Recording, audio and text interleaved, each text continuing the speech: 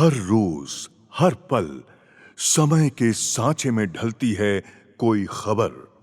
हर खबर आप तक पहुंचाएगा जन जागरूकता मीडिया, सरोकार अभिव्यक्ति की आजादी का, पैरोकार निर्भीकता और सच्चाई का। नमस्कार, आप देख रहे हैं जन जागरूकता मीडिया। मैं हूं आपके साथ रागनी बर्मन।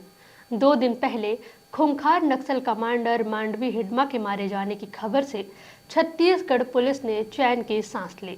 हिडमा छत्तीसगढ़ में हुए कई दर्दनाक हत्याकांडों का मास्टर माइंड था। असंख्य जवानों और आदिवासियों की जान जाने का कारण था। लेकिन क्या हिडमा की मौत से नक्सलवाद पर पूरी तरह से काबू पाया जा सकता है? क्या डबल इंजन की सरकार मार्च 2026 तक नक्सलवाद खत्म करने के अपने लक्ष्य को पूरा मान सकती है, या ऐसे और भी पहलू हैं जिन पर ध्यान देने की जरूरत है?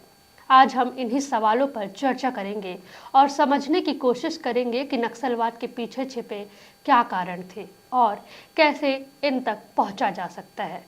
अब जब नक्सलवाद खत्म हो रहा है, तब सभी प्रश्नों में से एक प्रश्न पर विचार करने की सबसे ज़्यादा ज़रूरत है। वह है कि आखिर माओवाद क्यों पनपा, इतना पोषित पल्लवित कैसे हुआ? नक्सलियों ने बहुत बाद में डरा धमका कर आदिवासियों को अपने साथ मिलाया, लेकिन इसकी शुरुआत में क्या कारण थे जब बस्तर के गांव में माओवादियों को शरण मिली? देश का वो क्षेत्र जहां सबसे भोले भाले लोग रहते हैं, बाहरी दुनिया और उसके आडंबर से बिल्कुल अनजान, कम संसाधन में बिना किसी महत्वाकांक्षा के जीवन जीने वाले लोग आखिर हिंसा की राह में चले तो क्यों चले? इस प्रश्न के जवाब अलग अलग हो सकते हैं, लेकिन इसका एक उत्तर ये भी है कि भ्रष्टाचार, लाल फीताशाही और अन्याय से त्रस्त आम वनवासी नक्सलियों की तरफ आकर्षित हो गया। उसे जब ये लगा कि हमें न्याय दिला सकते हैं ये लोग, तो वो उनकी ओर चले गए। ये बात अलग है कि माओवादी खुद ही लुटेरे बनकर आए थे, लेकिन आम बस्तरवासियों के प्रति सहानुभूति का चेहरा लगा कर आए थे।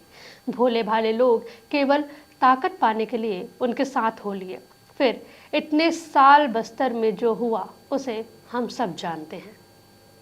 अब राज्य और केंद्र सरकार की महत्ती जिम्मेदारी है कि ऐसा मजबूत तंत्र बनाए कि जिसमें किसी के भी साथ किसी भी तरह का अन्याय ना हो, ना तो नक्सल पीड़ित परिवारों के साथ, ना ही आत्मसमर्पित नक्सलियों के साथ ही आम बस्तरवासियों का भी हित प्रभावित ना हो।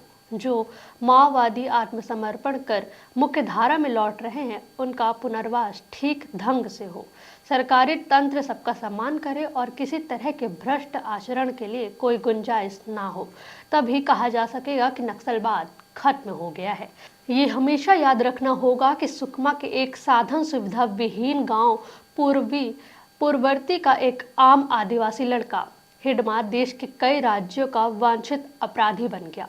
अब कोई हिडमा देश विरोधी ताकतों के साथ हाथ का खिलौना ना बने। अब कोई काली नेमी हमारे बस्तर के युवाओं को बच्चों के मन में मस्तिष्क के साथ ना खेल पाए। इसके लिए जिम्मेदारी से मुस्तैद रहना होगा, क्योंकि दुश्मन बाहर से नहीं, हमारे ही घर के बिलों से निकलते हैं। फिर दोहराना चाहती हूँ कि हमारा सबसे बड़ा दुश्मन भ्रष्ट तंत्र के और भेदभाव रवैया है।